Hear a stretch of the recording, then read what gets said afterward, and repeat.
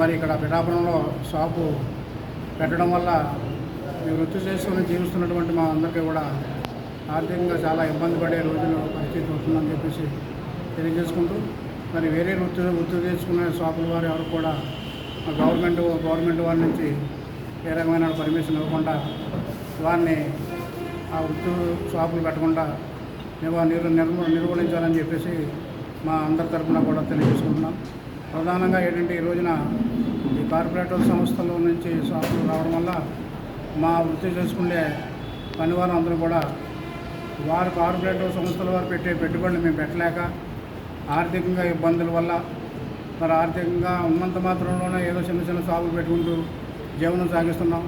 ఈ కార్పొరేటర్ సంస్థలో పెట్టే షాపులు లక్షలాది రూపాయలు పెట్టుబడి పెట్టి అధునూతనమైన పరికరాలతో షాపులు పెట్టడం వల్ల మా పేద షాపులన్నీ కూడా మరి పని లేకుండా ఇబ్బంది పడుతూ అనేక సందర్భాలు మేము అనేక బాధలు పడుతున్నామని చెప్పేసి తెలియజేసుకుంటూ, ఈ విషయాన్ని మేము మరి అందరూ సంఘిష్టంగా మరి మన జాయింట్ కలెక్టర్ గారికి స్పందనలో కూడా ఈ యొక్క విషయంపై తెలియజేయడం జరిగింది.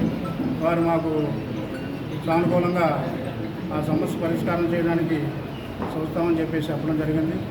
అందుచేత ఇమీడియట్లీగా ఆ షాపుని పెట్టకుండా మరి ఆఫ్ చేయాలని చెప్పేసి మేమందరం కూడా తెలియజేసుకుంటున్నాం. అలా ఆఫ్ చేయని వెడల మరి ఆ షాపు దగ్గర భారీ ఎత్తున ధర్నా కార్యక్రమం కూడా చేపట్టి మరి ఉద్దేశం ఉంది.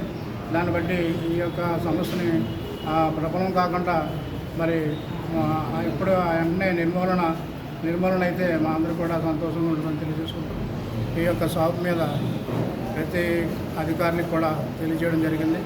అధికారులందరూ కూడా మా యందు మరి ఒక రకంగా ఆలోచించి మా సమస్యలపై మరి పరిష్కారం ఆలోచించి మాకు న్యాయం చేస్తారని చెప్పేసి తెలియజేసుకుంటాం.